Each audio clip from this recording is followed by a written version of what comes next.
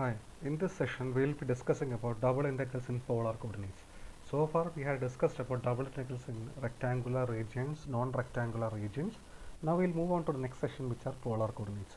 So I hope you know what are polar coordinates. Okay, so a point in plane can be described in two ways, that is by the Cartesian coordinates, which consists of x and y, and also you have studied that it can also be represented by the polar form. Okay, so this is a point xy. You can always represent it by the distance from the origin in the x direction and distance from the origin in the y direction. So in other ways, it can also be represented by using the angle which the line joining the point and the origin makes with the positive x-axis. This axis. So basically, this angle theta and also this distance r. Okay, so using this r theta, you can represent this point xy by the symbol. So this r is actually root of x square plus y square. This is obtained by Pythagoras theorem, and this theta is equal to tan inverse y by x. So using this r theta also, you can represent the same point xy. Okay, so these are polar coordinates. Now we will discuss integration in which your curves are given in the polar form. Okay, so such type of problems are very useful when you have to deal with problems involving circles or cylinders, something like that, because circles in the in the Cartesian form, it is actually x square plus y square is equal to r square. So when you have to integrate a circle, it is very difficult to integrate in the usual Cartesian form, because it will have terms like root of 1 minus y square or minus root of 1 minus x square to etc. So many terms would be there which will make the integration very complicated. But you know that the circle, the simplest form of circle in the polar form is simply your radius is constant. So r is equal to k represents a circle. So if you have that idea, it is very easy to evaluate the problems involving circles or something terms involving x square plus y square, because they can be written in a compact form as simply r or r square. Okay, so such problems we will do using polar coordinates. When you do the problems also, you will understand what is the significance of polar coordinates. Okay, so I hope you understand what is the polar coordinates now, and this is the form of the polar coordinates. Your x is given by r cos theta, your y is given by r sin theta. You know this results already, and your r square is root of r is equal to root of x square plus y square. Your tan theta is actually y by x, or theta is equal to tan inverse y by x.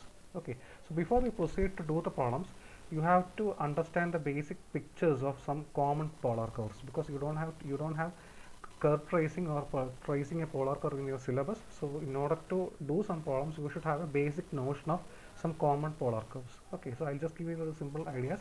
So first you should know the basic formula of a circle in polar form. Okay, so we'll have three types of circles. So this circle with origin as center, this is given by the polar form as r is equal to some a. So this represents a circle with center at origin and radius a. Okay, so this is that circle, and you know that the variation of theta of the circle is from 0 to 2 pi, and if you are taking a semicircle in the upper plane, it will be from 0 to pi, or if you are taking it in the first quadrant, the variation of theta will be from 0 to pi by 4. Okay, so that is how you see the variation of theta. Okay, now there are also other circles which are elaborated in the picture given below. We can see the pictures here. Okay, so this is r. So if you have a circle of the form, just a second. Now we have discussed circle of the form r is equal to a. Okay, so I hope it is clear. So now we'll discuss other circles also. So you can see the circle in the right half of xy plane. Okay, so circle in the right half of xy plane, that is given by the formula r is equal to a cos theta, or even if it is 2a cos theta itself, you just should have the idea that r is equal to a cos theta represents this circle. Okay, so this is symmetric about the x-axis, but it is lying in the right half of the plane. And if you have r is equal to minus a cos theta, the circle will be on the left half of the plane. And similarly, one more circle is there, that is actually r is equal to a sin theta, where it is lying in the upper half plane. So these are the circles, and you can see that the variation of theta in r is equal to a cos theta is from minus pi by 2 to pi by 2, because you can see that we are only considering points in the right half plane. And similarly, the variation of points in the circle r is equal to a sin theta is from, you can see that is from 0 to pi only, because you are only considering points in the upper half plane, or is no point in the below.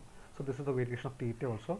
So these three curves, you should have a basic idea. It's very important that you understand what the figure of these three curves. So now we have discussed r is equal to a, r is equal to a cos theta, r is equal to a sine theta. These are three circles. You should have a basic idea how the shape of the circle would be. It will be like this in the first case, it will be like this in the second case, and this will be like this in the third case. Okay, then one more curve is there which is very important. It's called cardioid. That is the usual heart shape curve. So cardioid, that is also very important in applications. So the formula, so the shape of cardioid is like basically it's a heart shape curve. Okay, so basically love shape curve, or it can be like, I'm not very good at drawing, but I hope you understand this. It can be like this, or it can be like this, or it can be like, sorry, so it can be like this also. So this, so these four types of heart shape curves are there. So these are called cardioids. I'll just show you the diagrams here. So you have to just draw the diagrams for your understanding. So these four diagrams are very important, particularly very important. So basically try to draw this diagram. I have a picture. So if it is r is equal to a into 1 plus cos theta, you have to remember that the circle will be, the cardioid will be as shown in this figure, the third one here. Okay, so it will have a rough shape like this. This will be that curve. Okay, so r is equal to a cos theta, a into 1 plus cos theta, and this line through the center is called the initial line. So in some problems they can ask you find the area above the initial line. So this is the initial line, and you can see that the region above the initial line is bounded by the angles 0 to pi. You can see that it is coming from 0 and it is going to second quadrant itself. So the variation of theta in that case is from 0 to pi, and below the line it is from pi to 2 pi. Okay, and similarly if it is r is equal to a into 1 minus cos theta, that cardioid will be reversed as given in the first figure here. So in that also you can see it will just be reversed. So if it is cos theta or sine or cos 1 plus cos theta or 1 minus cos theta, it will actually be symmetric about the x-axis. Okay, now you can see r is equal to a into 1 plus sine theta. R is equal to a into 1 minus sine theta will be like the figure in the first problem here, second one here. So that is the figure here, the variation. So the initial line is this one here. Okay, which goes to the center of the cardioid, and you can also see from r is equal to a into 1 plus sine theta, the figure is like this. So you should have a brief idea of how the shape of the figures would be before we do the problems. So I hope it is clear. So please draw these diagrams. Don't worry about 2a and a. It's basically you should have an idea. R is equal to a into 1 plus cos theta, or r is equal to a into 1 minus cos theta. So that is the basic idea. Okay, so these are some common polar curves before we do with problems. Now we also will have some important formulas also. I'll just tell you some formulas which can help you, greatly help you in solving computation. So we'll discuss the following formulas for 0 to pi by 2 sine raised to nx dx. Okay, or the same formula will be same for integral 0 to pi by 2 cos raised to nx dx. Okay, so we'll discuss that formula also. Okay, so this will be helpful. For example, if my function is like this, integral 0 to pi by 2, suppose I need to find sine raised to 7x dx. Okay, so the value of this will be, take this n, you will start with n minus 1 by n, then you will reduce 2 from both numerator and denominator, that is actually n minus 3, n minus 2, etc. We will go till the end. For example, if it is integral 0 to 7 sine raised to 7, if it is sine raised to 7x dx, your formula would be to start with n minus 1, 6 by 7 into, reduce 2 from the numerator and denominator, it will be 4 into 4 by 5 into, again reduce 2, so it will be 2 by 3, again if you reduce it will be 0 only, so you will stop here. So this is the formula for sine raised to 7x dx, and the formula will be same for integral 0 to pi by 2 cos raised to 7x dx. It is from 0 to pi by 2. Okay, please remember that also. Okay, so similarly we'll just do one more problem. Suppose your function is integral 0 to pi by 2 sine raised to 5x dx. You need to find the value of that. So it will be simply 4 by 5 into 2 by 3. Again you can reduce, so this will be your answer. Okay, so this is the case for odd powers. So even powers, there is a slight variation is there. For example, if your sine, it is even. For example, if you have sine raised to 8x dx in the limits 0 to pi by 2. So in the case of even powers, one extra thing also will be there. So you will start from 7 by 8 into 5 by 6 into 3 by 4 into 1 by 2, And for even powers, one extra thing also will be there, which is nothing but pi by 2. So if the n is even, you have to give a factor of pi by 2 also. So after 1 by 2, naturally pi by 2 would come. So similarly, if it is 0 to pi by 2 cos raised to 6x dx, please try to write down how will it be. 5 by 6 into then 3 by 4 into 1 by 2 into pi by 2. So this formulas will help you to simplify certain problems. So now we have discussed some polar curves and some standard formula. There are also other formulas also. So I will discuss those formulas when the such problems will come. So there are many formulas of this type. So basically try to understand this basic formulas now. Okay, now we will do some problems now. So before we do the problem, in polar integrals, if you have a function like f of xy dx dy or dA dy, okay, what it may be dx dy or it may be dy dx, whatever the case may be. Now you can convert it into polar form by substituting x is equal to r cos theta, y is equal to r sin theta, and you have to give the limits for r and theta. So your function will be like f of r theta, where x is given as r cos theta, y is given as r sin theta, and your dA, which is dx and dy, it will be changed to r dr d theta. This factor of r will be there. This is actually the Jacobian of x and y with respect to r and theta. But since you don't have Jacobians in your syllabus, just remember that to change dx dy or dy dx into dr d theta, you have to supply an r to the front. So r should be there when you do this problem. So don't forget to put this r. So dx dy or dy dx will be converted into polar coordinates by changing it into r into dr into d theta. Okay, so you have to remember that thing. Now when you do the problems involving r and polar form, you need to write the limits. So how to find the limits? It's also very easy. First you write the inner limits is actually considering of dr. So in order to find the variation of r, you just draw a line from the origin, from the origin to the curve, to the surface, to the figure. So when the point where or the curve where the r touches the curve first would be the lower limit, and the curve where r touches the curve at the extreme end would be the upper limit. So if you draw this diagram, you can see that r1 theta would be the lower limit and r is equal to r2 theta will be the upper limit. Okay, and also your variation of theta, you just look at where the figure is lying. So here the figure is lying from alpha to beta, so that is how you do the regions also. So we will do some problems and then you will understand how to write down these limits. So let us try to do one problem now.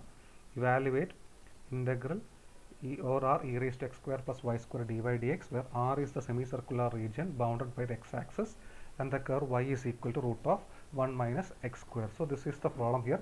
You can also evaluate this using the usual method, using the Cartesian method also, but you can see that it is not possible to evaluate that problem because you don't know the integral of e raised to x square. So you can't evaluate it directly using the Cartesian coordinates, which are x and y. So since there is a factor of x square and plus y square, you can see that it would be easier if you just convert this into polar coordinates. So if I convert this function problem into polar coordinates, what will happen? It will become integral over r. Your x square plus y square will be simply e raised to r square, and your dy dx will become r into dr into d theta. Now I hope you understand how to change this. You put x is equal to r cos theta, you put y is equal to r sin theta. So your x square plus y square will be simply r square, and dy dx will be changed to r dr d theta. So this is the integrand in polar coordinates, and you have to supply the limits now. For that you need to plot the region. It is given that r is the semicircular region bounded by the x-axis and the curve y is equal to root of 1 minus x square. So what is that curve? That curve is actually, if you square both sides, it will be simply y square is equal to 1 minus x square, or you can see that x square plus y square is equal to 1. So basically it's a part of a circle. Okay, so y is equal to root of minus x square. So you can, if you have a unit circle, you know that if you draw a unit circle like this, so this is a unit circle, and the variation of y here is from lower part to upper part. So in the lower part y would be simply minus root of 1 minus x square. In the upper part y would be simply root of 1 minus x square. So here you are given that evaluate the integral over the semicircular region bounded by the curve x-axis and the curve y is equal to root of 1 minus x square. So you can see that the x-axis is this region. So the region of integration is actually this semicircle, if you understand. Okay, so I'll just show this plot here. So region of integration is just this region here. Okay, so it is given in the figure here. So let us look at how to write the limits here. So it is integral e raised to r square into r dr d theta. Now you can see that what is the variation of r? R is starting, if you draw a line, r is starting from 0 itself, including that region is there. So r is, the minimum value of r is 0, and it is going until r is equal to 1. And if you look at the variation of theta, this is lying in the first two quadrants, so theta is varying from 0 to simply pi. Okay, so if it is, so here this is lying in the first two quadrants, so theta is simply varying from 0 to pi. Okay, now you can directly evaluate this. What is it? Simply if you integrate this one, it will be actually integral 0 to pi. This is simply, if you have supply 2 here, you will have 1 by 2 here, so it is simply e raised to u du, e raised to u in the limit 0 to 1 d theta, which is actually integral 0 to pi e minus 1 d theta, so that is again pi into e minus 1. Okay, so this is the value of the integral, which is very easy compared to the Cartesian form. Okay, so when you have terms involving x square plus y square, or if you have terms in which circles are there, it will be very easy if you just convert it into polar form. Okay, so let us do one more problem related to that.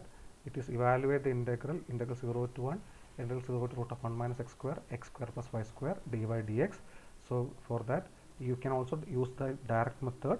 You can try that also. Now I will use the polar method here because I see a factor of x square plus y square here. So your integrand will become simply r square into r dr d theta, and in order to find the variation, you need to plot the region. In this region, x is varying from 0 to 1 and y is varying from 0 to root of 1 minus x square.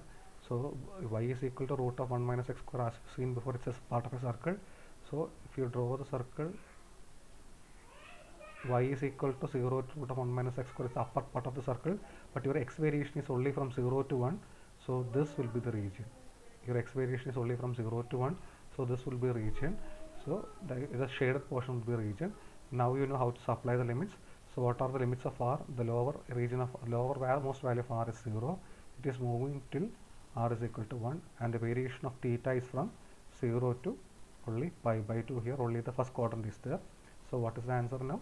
So you have r cube dr d theta. So it will be integral 0 to pi by 2 r raised to 4 by 4 in the limit 0 to 1, which is nothing but 1 by 4 into pi by 2 now, which is pi by 8.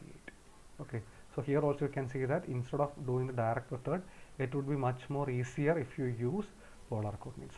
So we will discuss more problems in the next session also. Thank you.